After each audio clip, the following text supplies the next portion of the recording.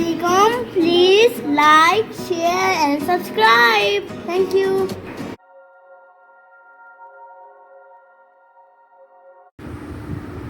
أعوذ بالله السميع العليم من الشيطان الرجيم من حمزه ونفخه ونفسه بسم الله الرحمن الرحيم ربي يسر ولا تعسر وتمم بالخير ربي زدني علما إن الذين كفروا وظلموا لم يكن الله ليغفر لهم ولا ليهديهم طريقا إلا طريق جهنم خالدين فيها أبدا وكان ذلك على الله يسيرا۔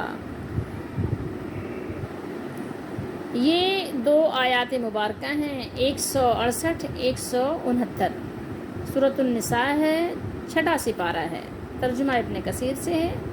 بے شک جن لوگوں نے کفر کیا اور ظلم کیا اللہ کی شان نہیں ہے، یعنی اس کی شان یہ نہیں کہ وہ انہیں بخش دے، یعنی ان کو معاف کر دے، ان کی مغفرت کر دے، لیغفر لہم، اور نہ یہ شایان ہے کہ وہ انہیں سیدھی راہ دکھا دے۔ جب لازمی بات ہے کہ جب انہوں نے اللہ کو ناراض کر دیا اور گمراہی میں گر گئے جان بوجھ کر، نبی کریم صلی اللہ علیہ وسلم کو پہچان لیا یا قرآن کی آیات کو پہچان لیا، اس کے باوجود بھی اس میں رد و بدل کرتے ہیں، اپنے فرقے کو یا اپنے مسلک کو ڈیفینڈ کرتے ہیں، تو جان بوجھ کر اگر ایسا کر رہے ہیں وہ، تو اللہ تعالیٰ نے فرمایا کہ اللہ تعالیٰ تو ان کو معاف بھی نہیں فرمائیں گے اور نہ ہی ان کو سیدھی راہ دکھائیں گے۔ ٹھیک ہے، اللہ کی یہ شان ہی نہیں ہے، یعنی اس کی یہ سنت نہیں ہے۔ ٹھیک ہے، وَلَا لِيَهْدِيَهُمْ طَرِيقًا، طریق کہتے ہیں راستے کو۔ ٹھیک ہے، تو ہدایت کا راستہ اللہ تعالیٰ اسے نہیں دکھائیں گے، لا نہیں، اللہ حرف استثناء بھی آ گئی۔ ٹھیک ہے، کہ آپ کو معلوم ہے کہ ہر چیز کے ساتھ استثناء تو ہوتی ہے نا، ایسا تو نہیں ہے کہ سب ایک ہی ڈنڈے سے ہانکے جاتے ہیں، مگر وہ انہیں جہنم کا راستہ دکھائے گا۔ یعنی اللہ تعالیٰ کون سا راستہ دکھائیں گے؟ استثناء کس چیز کی آئی ہے؟ راستہ ان کو نہیں دکھایا جائے گا۔ کون سا راستہ نہیں دکھایا جائے گا؟ ہدایت کا۔ استثناء کس چیز کی آئی ہے کہ ان کو راستہ کون سا دکھایا جائے گا؟ ان کو راستہ اللہ تعالیٰ دکھائیں گے جہنم کا، اللہ طریقہ جہنم، اور وہ وہاں کتنا رہیں گے یہ بھی بتا دیا، ٹائم پیریڈ بھی، خالدین فیہا ابدا، جس میں وہ ہمیشہ رہیں گے، ابداً آباد، اور یہ اللہ کے لیے بہت آسان ہے۔ ان دونوں آیات مبارکہ کا پچھلی آیات مبارکہ سے ربط کیا ہے؟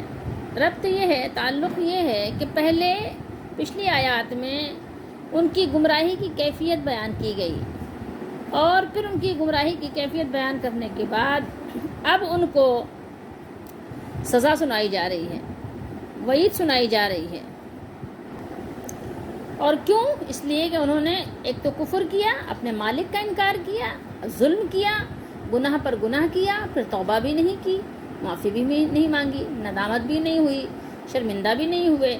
تو اس وجہ سے ان کو یہاں بتا دیا گیا کہ تمہارا ٹھکانہ جہنم ہے۔ اور ایسا کب ہے؟ ایسا اس وقت ہے کہ جب یہ کفر کی حالت میں ہی مر جائیں اور مرنے سے پہلے توبہ نہ کریں۔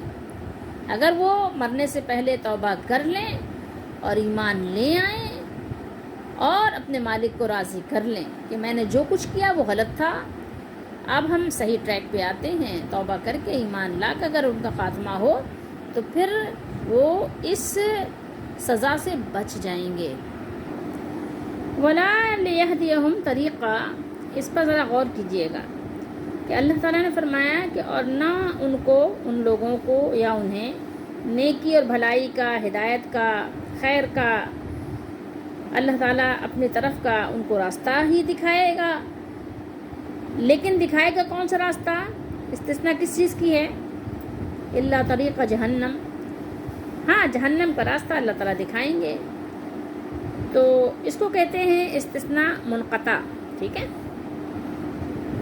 یہاں اگر آپ غور کریں تو ایک چیز ہے کہ اللہ تعالیٰ ان کو راستہ کیوں نہیں دکھائیں گے، یعنی ان کو اپنی طرف سے اپنی رحمت میں داخل کیوں نہیں کریں گے کہ وہ توبہ کر لیں؟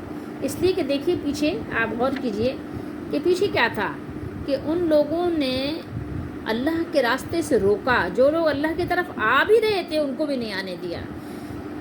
چاہیے تو یہ تھا کہ وہ لوگوں کو اللہ کا راستہ دکھاتے, اللہ کے راستے کی طرف لاتے, لیکن الٹا انہوں نے یہ کیا کہ لوگوں کو اللہ کے راستے کی طرف آنے ہی نہیں دیا, قرآن و سنت کی طرف آنے ہی نہیں دیا, بلکہ رکاوٹ بن گئے, آنے سے روک بھی دیا. جب انہوں نے لوگوں کو اللہ کی طرف نہیں آنے دیا, اتنا بڑا انہوں نے ظلم کیا, اتنا بڑا کفر کیا, تو پھر اللہ تعالیٰ نے بھی ان کو اپنی طرف آنے کا راستہ نہیں دکھایا. ٹھیک ہے, وجہ بھی اس کی ہے, سبب بھی ہے کوئی. ٹھیک ہے.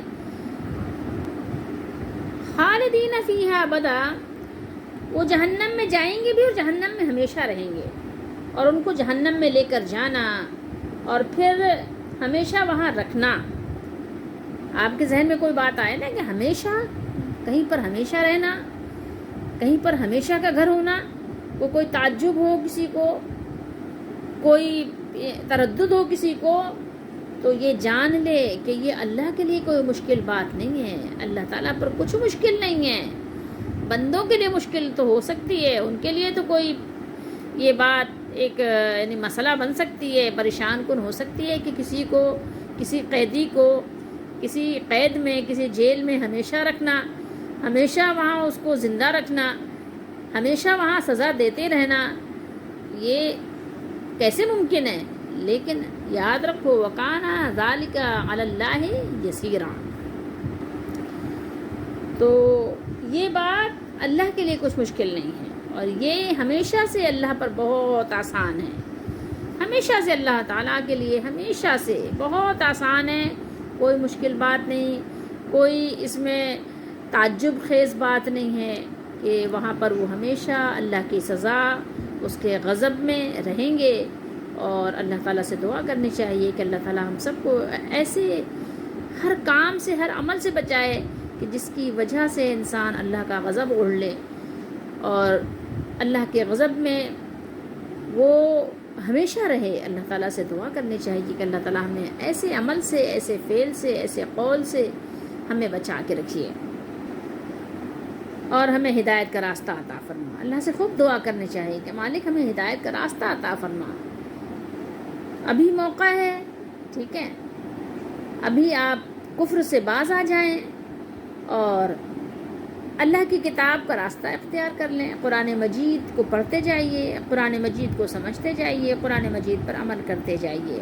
اگر ہمارے پاس کچھ اور نہیں بھی ہے, کوئی صحیح راستہ بتانے والا نہیں بھی ہے, تو کیا ہو گیا, قرآن مجید تو موجود ہے اپنی یعنی اصل شکل میں, اور قرآن مجید کا ترجمہ بھی موجود ہے, کم و بیش ہر زبان میں ہی موجود ہے.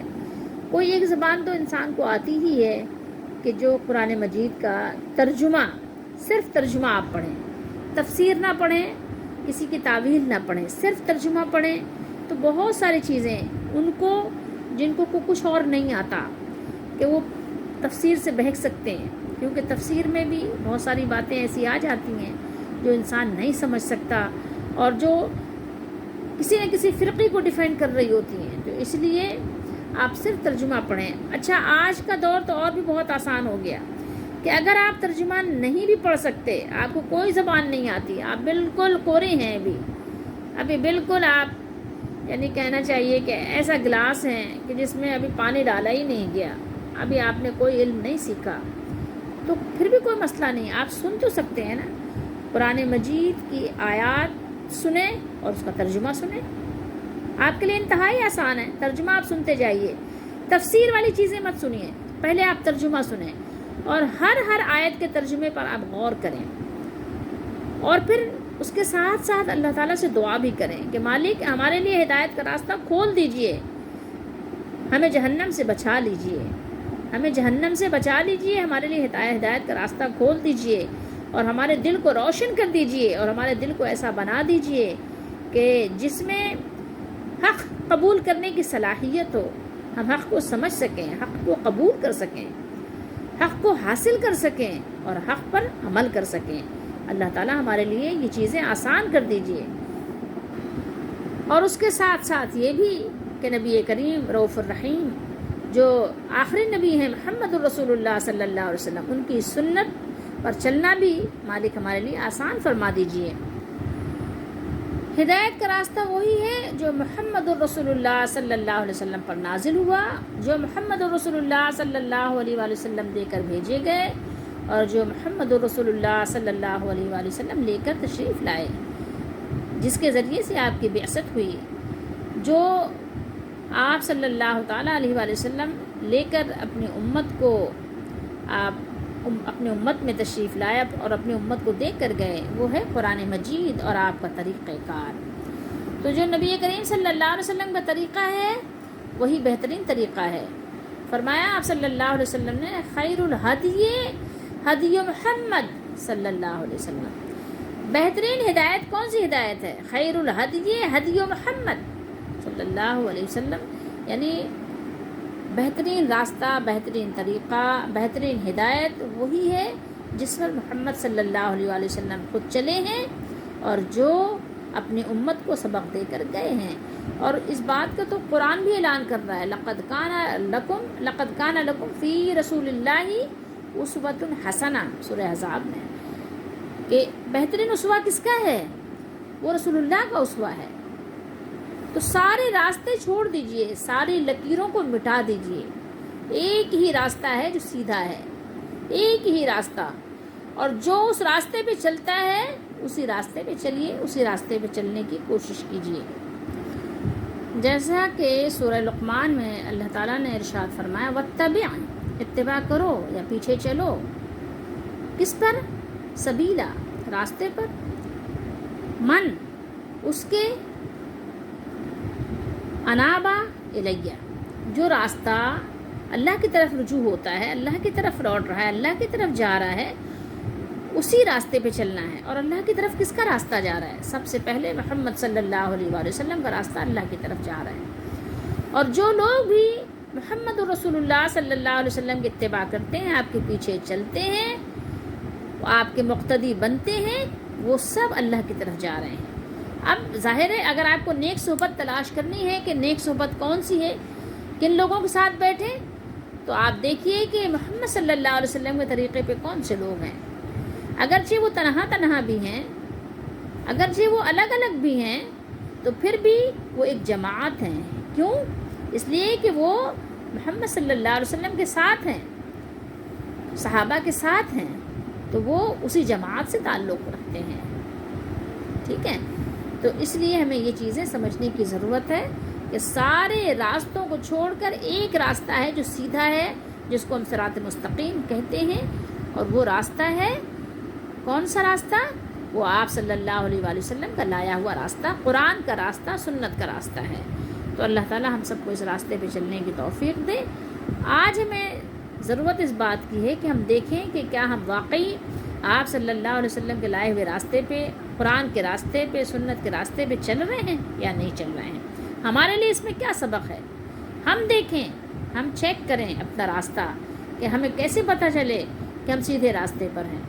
تو آپ اپنے ہر عمل کو قرآن پہ پیش کیجئے، سنت پہ پیش کیجئے، آپ کو پتہ چل جائے گا کہ آپ کس راستے پر جا رہے ہیں۔ کیونکہ آپ اگر دیکھیں گے، غور کریں گے، تو ہر شخص بلا رہا ہوتا ہے اپنی جماعت کی طرف جو اس نے بنائی ہوتی ہے، اور اپنے فرقے کی طرف جس پر وہ چل رہا ہوتا ہے، جس کے ساتھ وہ اٹیچڈ ہوتا ہے، تو ہر شخص اسی کی طرف بلا رہا ہوتا ہے اور کہتے ہیں ہم قرآن و سنت کو تھامے ہوئے ہیں۔ تو قرآن و سنت کو اگر آپ نے تھاما ہوا ہے تو آپ نے فرقوں میں کیوں آپ نے شمولیت اختیار کی ہے؟ فرقوں سے پھر اس کا کیا تعلق ہے، ان لوگوں کا کیا تعلق ہے کہ جب کہ وہ قرآن و سنت کو تھامے ہوئے ہیں؟ پھر آپ نے جماعت کیوں بنائی ہوئی ہے؟ جماعت بنانے کی آپ کو کیا حاجت رہ گئی ہے؟ پھر مسجدوں میں آپ نے نام کیوں لکھے ہوئے ہیں کہ یہ فلاں مسلک کی مسجد ہے، یہ فلاں فرقے کی مسجد ہے؟ آپ نے کیوں نام رکھے ہوئے ہیں؟ اگر تو آپ واقعی قرآن و سنت کے راستے پہ ہیں تو کیا یہ نام ہمارے لیے کافی نہیں ہے؟ پھر آپ کو ضرورت کیا ہے؟ آپ قرآن کو ماننے والے ہیں، آپ حدیث کو ماننے والے ہیں، آپ صحابہ کو ماننے والے ہیں، جو صحابہ کا منہج ہے بس وہی ہمارا منہج ہے۔ ٹھیک ہے، جو اپنے آپ کو وہ کہتے تھے آپ وہی اپنے آپ کو کہیے۔ بس الگ سے جماعت بنا کر آپ کہیں کہ جماعت پر اللہ کا ہاتھ ہے تو چلو ہم جماعت بنا کے رہتے ہیں، تو اس طرح تو بے شمار جماعتیں ہیں۔ تو اب کس جماعت کو آپ کہیں گے کس جماعت پر اللہ کا ہاتھ ہے؟ اور ہر جماعت دوسری جماعت کو کہہ رہی ہے کہ وہ راستہ اس کا صحیح نہیں ہے، وہ صحیح راستہ نہیں، وہاں جانا بھی نہیں، اس کی سننا بھی نہیں، اس کے پاس بیٹھنا بھی نہیں، اس کی صحبت میں تم گمراہ ہو جاؤ گے، بھٹک جاؤ گے، کافر ہو جاؤ گے، دین اسلام سے خارج ہو جاؤ گے، نکل جاؤ گے۔ تو اب آپ خود ہی سوچ لیجئے کہ کون سی جماعت پر اللہ کا ہاتھ ہے۔ وہ جماعت ہے جو صحابہ رضی اللہ تعالیٰ عنہم کے طریق پر ہیں، ٹھیک ہے۔ تو ہمیں اور آپ کو چاہیے کہ ہم اس راستے کو تلاش کریں اور اپنے آپ کو چیک بھی کریں کہ ہم کہیں جھوٹے تو نہیں اپنے دعوے میں، کہ ہم کہتے تو ہیں کہ ہم محمد صلی اللہ علیہ وسلم کو اپنی جان سے زیادہ چاہتے ہیں، لیکن آپ کے حکم کو کیا کرتے ہیں؟ پیچھے چھوڑ دیتے ہیں۔ آپ کے حکم کو کہتے ہیں نہیں، زبان سے نہیں بھی کہتے اگر تو کوئی فرق نہیں پڑتا، اپنے عمل سے اس کو رد کر دیتے ہیں۔ اپنا عمل وہ کرتے ہیں جو ہمارا جی چاہ رہا ہوتا ہے، جو معاشرے میں رسم و رواج ہوتی ہیں وہ کر رہے ہوتے ہیں۔ ہم اپنے یعنی جو ہماری تقریبات کہیے ہوتی ہیں اس میں موسیقی بجا رہے ہوتے ہیں۔ ذرا غور کر لیجئے گا کہ کیا یہ محمد رسول اللہ صلی اللہ علیہ وسلم کا طریقہ ہے؟ یہ آپ کا سبق ہے؟ یہ قرآن کا طریق ہے؟ اگر ہے تو ٹھیک ہے۔ یہ آپ کی جو محفلیں مکس گیدرنگ کے ساتھ ہوتی ہیں اس کو بھی ذرا چیک کر لیجئے گا کہ کیا واقعی ایسا ہے؟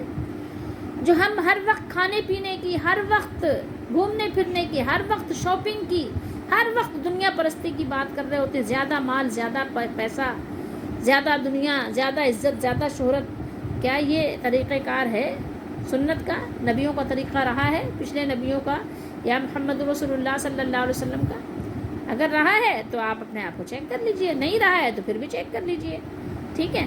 کبھی کبھی پیٹ بھر بھی کھانا اور کبھی تھوڑا خالی پیٹ بھی کھانا اور کبھی 2-4 لقمے پہ گزارا کر لینا، یہ بھی ٹھیک ہے، ٹھیک ہے، بلکہ یہی راستہ ٹھیک ہے۔ ہر وقت کھانا اور ہر وقت بھر بھر کے کھانا اور کھاتے ہی رہنا، بس کھانے پینے کی بات کرنا، بس دنیا کی بات کرنا، کبھی قرآن کے لیے فرصت نہیں، قرآن سمجھنے کے لیے فرصت نہیں، قرآن جو ہے دیکھنے کے لیے فرصت نہیں، تو اپنے طریق کو آپ خود آپ جج کر سکتے ہیں، ٹھیک ہے۔ کسی اور کو بٹھانے کے لیے ضرورت نہیں ہے کہ وہ آپ کا ججمنٹ کرے۔ تو بہرحال اللہ تعالیٰ ہم سب کو توفیق دے۔ یہیں پر اگر اپنے آپ کو ہم درست کر لیں تو یہ ہمارے کام آئے گا، اور اگر آخرت کے لیے چھوڑ دیا تو پھر ظاہر ہے وہاں پر بھی کوئی عذر جو ہے وہ قبول نہیں کیا جائے گا۔